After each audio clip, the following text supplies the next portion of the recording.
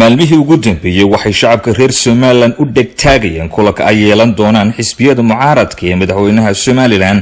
Muuse Biixi Cabdi kulankaas oo daarana sidii xal waara looga gaari lahaa khilaafka siyaasadeed ee ku gadaaman qabsoomida doorasho ka dhacda Somaliland sida laga warqaban khilaafka dhinaca qabsoomida doorashadu waxay soo jiitamaysay labadii sanadood ee ugu dambeeyay si kastaba ha ahaatee kulankii saaka dhexmar xisbiyada mucaaradka ee madaxweynaha ayaa u aka mid natiijo la'aan ku soo dhamaaday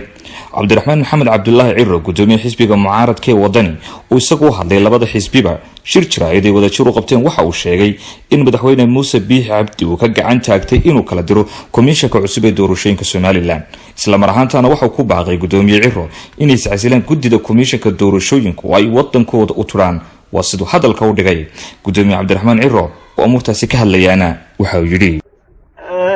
waxa ka warqabteen guddigii dhexdhexaadinta ee saddexda xisbi iyo madaxweynaha go'aamayna soo saareen 16 bishii 12aad go'aankana sida ka warqabteen saddexda xisbiba way aqbaleen labada xisbi waxay aqbaleen gogashii madaxweynuhu u fidiyay waxaana isugu yimaadeen kulanka koowaad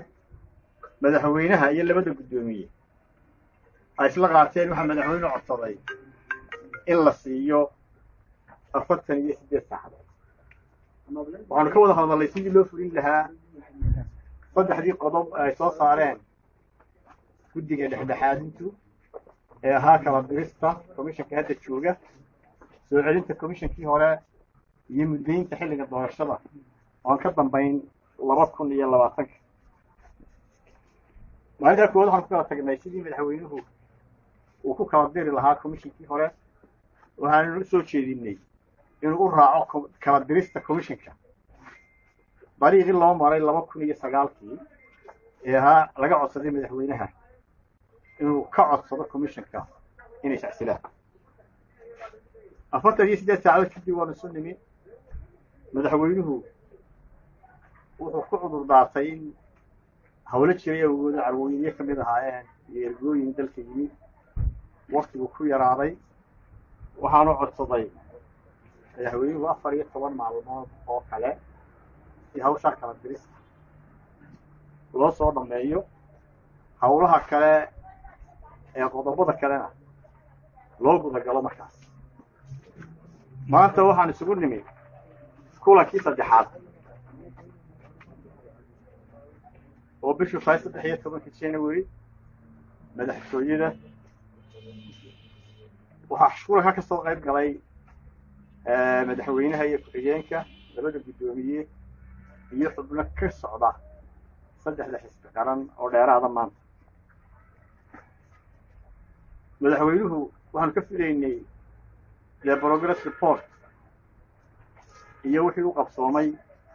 waxaana gunaanadkiisu noqday madaxweynuhu